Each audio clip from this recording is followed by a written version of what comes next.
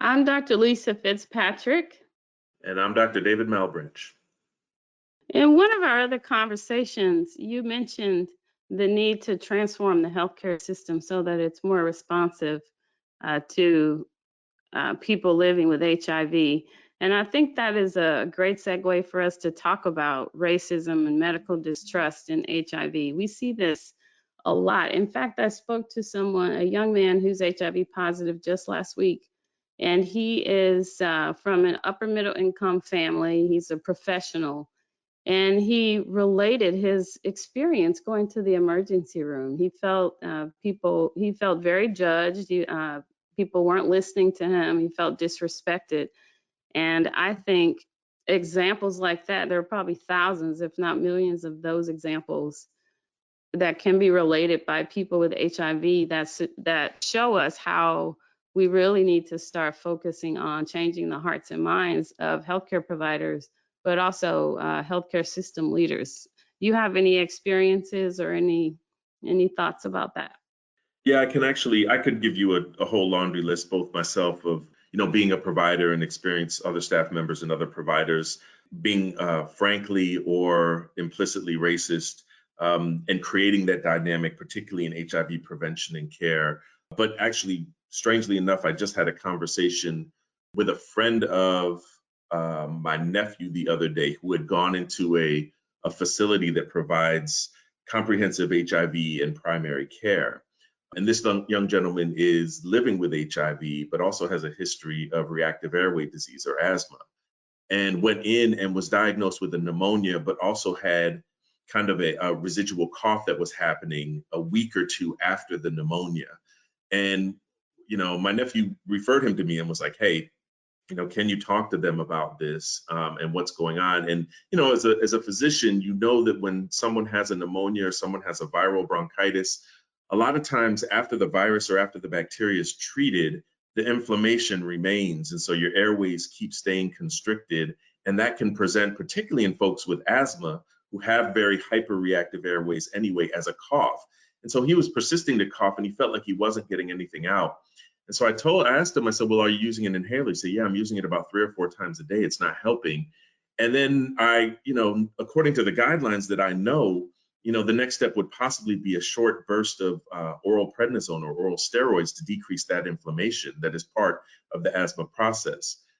And I said, well, had they thought about any of that? And he said, no. And he actually went back to the provider and said, hey, I've been using my inhaler a lot. I've been on prednisone before or steroid before. Can you treat me with that, or is it possible that you could give me a short burst? He's moving to another state, and he has all this other stuff going on, so he was trying to get it under control.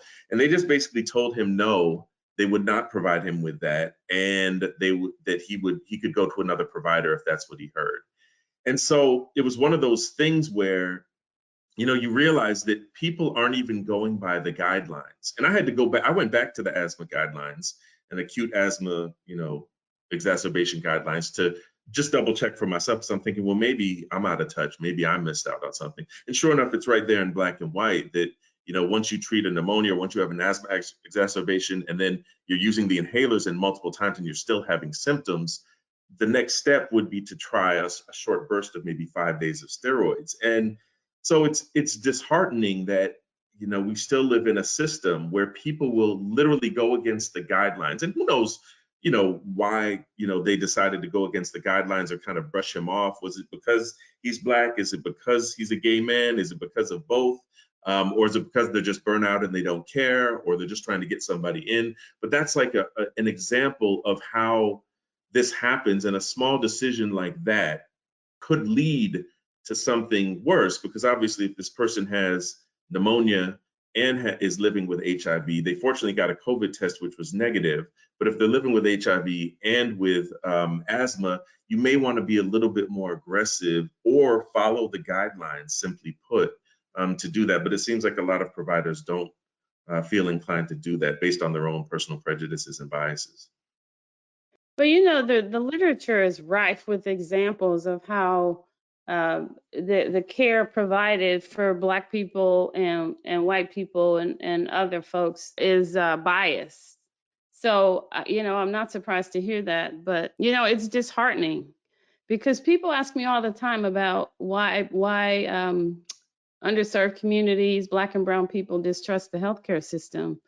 And invariably people will start talking about Tuskegee.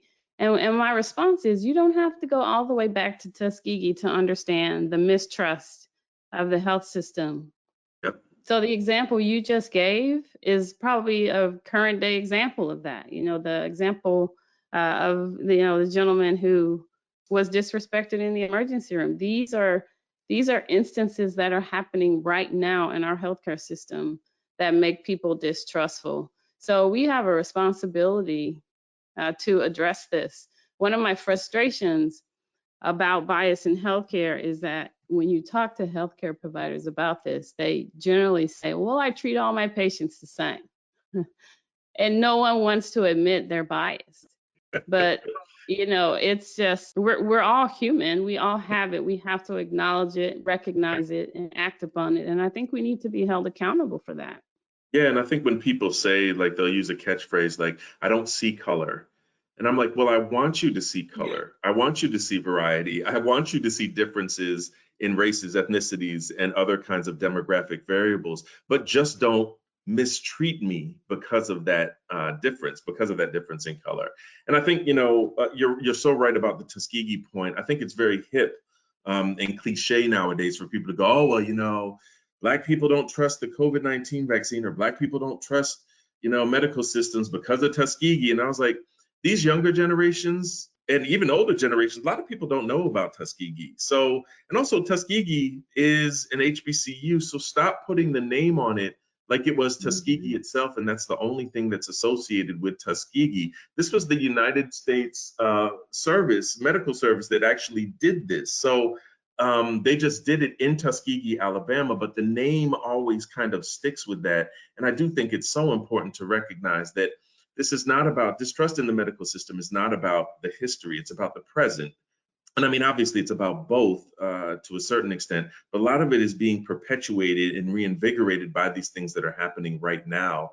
And we have to recognize that. And instead of blaming Black people for the medical distrust, we need to look at the action that is causing the reaction of distrust. And I think our solutions have to be based in that principle. Amen. So let's spread the word among all the C-suites and all the provider groups across the country, huh? Yeah, yeah, I think that sounds good. And I think part of the solution is going to be systemic. So it's about getting more Black people into the pipeline. It's about teaching cultural humility, which focuses on patient-centered approaches rather than cultural competency, which emphasizes stereotyping different groups and how they react. So I think it's about being introspective and training in medical schools and other health professional schools, and making sure that people get this information up front about recognizing your own bias and not allowing that to, get in the way of your healthcare early on, so that when you're actually practicing, those behaviors will be modeled early on. But I think we just need a lot more of a diverse workforce, and hopefully we'll be working on that for the next few decades.